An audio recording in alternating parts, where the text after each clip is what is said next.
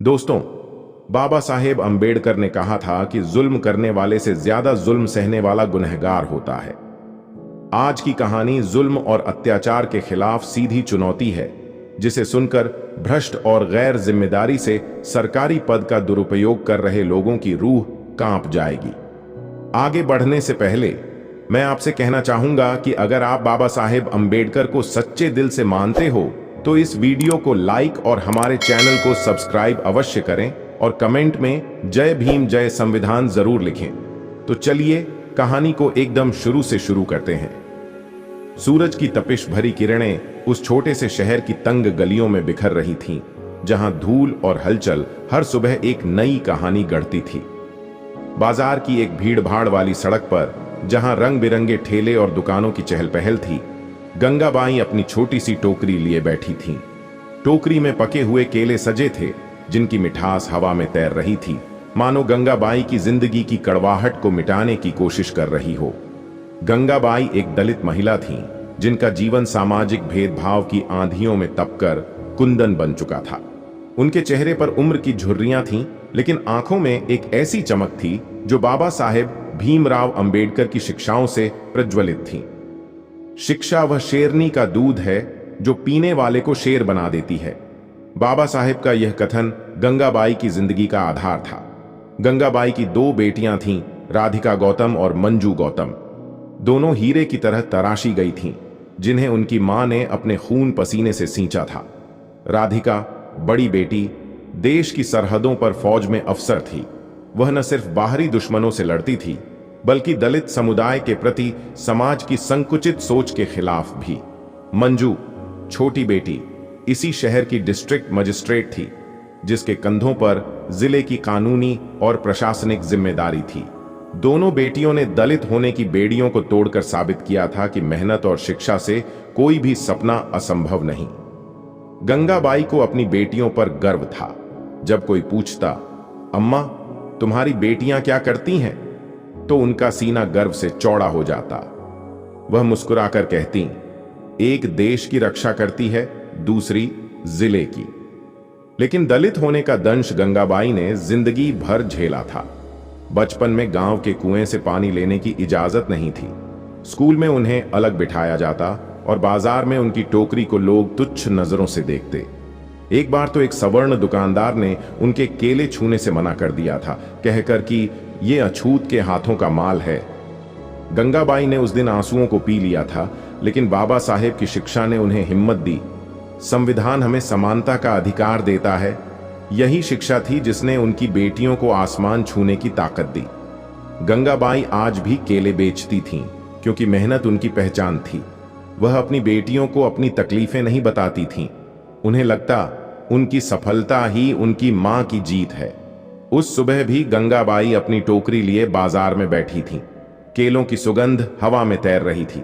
बच्चे, बूढ़े और जवान उनकी टोकरी के पास रुकते, कुछ खरीदते, कुछ बस मुस्कुराकर चले जाते। गंगाबाई हर ग्राहक को एक मां की तरह देखती, जैसे उनके केले सिर्फ फल नहीं, बल्कि उनकी मेहनत और ममता का प्रतीक हों। लेकिन वह सुबह सामान्य नहीं रहने वाली थी। बाजार की हलचल के बीच एक बुलेट मोटरसाइकिल की तेज आवाज गूंजी। धूल का गुब्बार उठा और इंस्पेक्टर नारायण सिंह अपनी बाइक रोककर उतरे। उनकी वर्दी में अहंकार झलकता था और चेहरे पर वह घमंड जो भ्रष्टाचार की काली कमाई से उपजता है। नारायण सिंह ऊंची जाति के थे और उनकी नजरों में दलित समुदाय हमेशा तुच्छ रहा था। वह सीधे गंगाबाई की टोकरी के पास आए, एक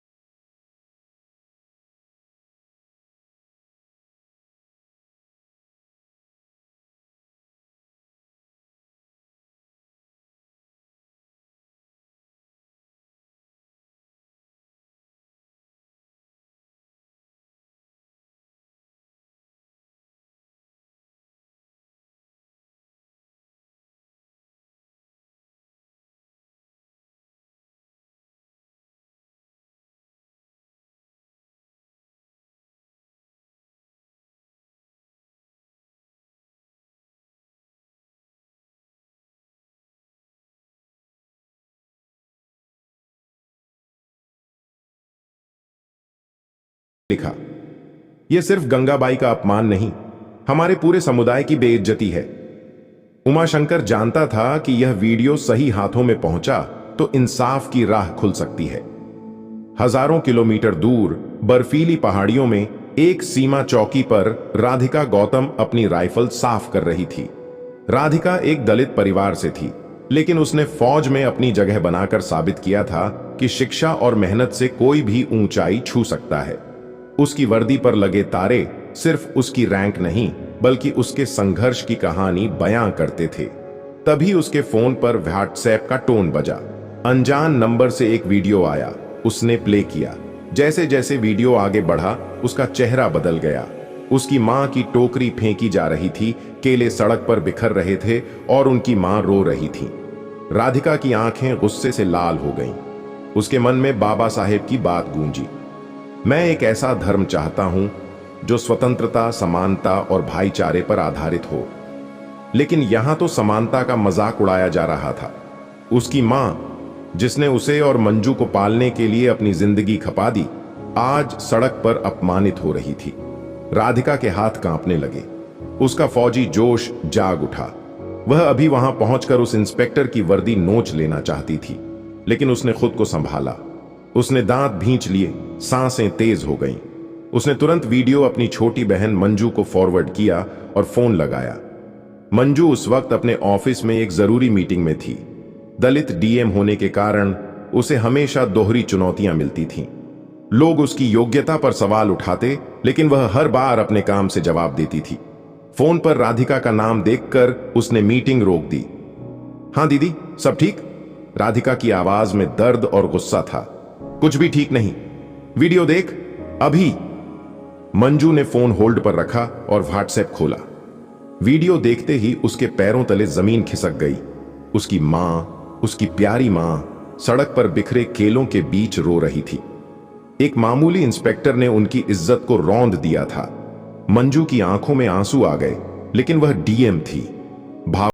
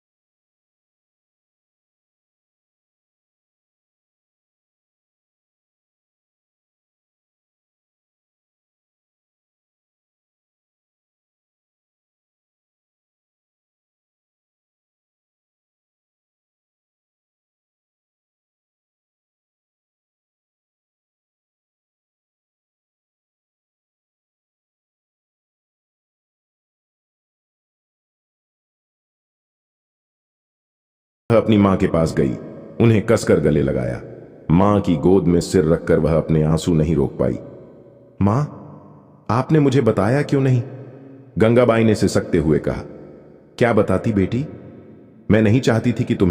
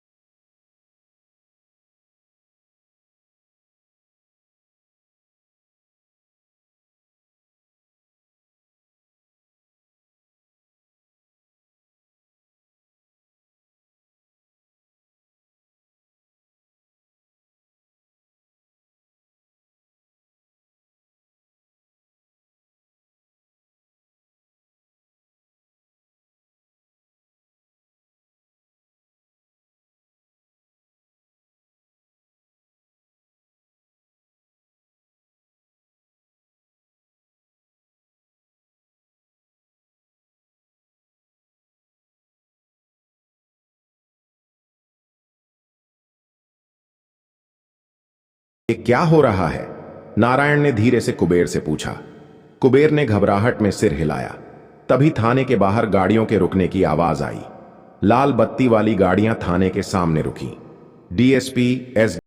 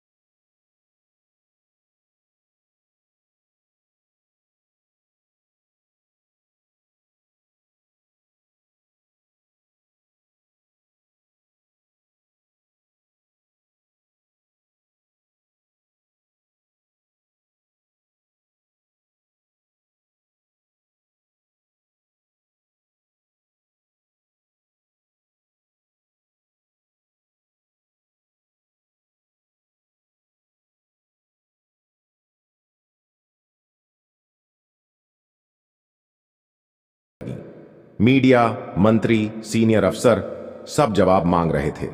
तभी राधिका का फोन आया। मंजू, ये क्या हो रहा है? मैं आ रही हूं।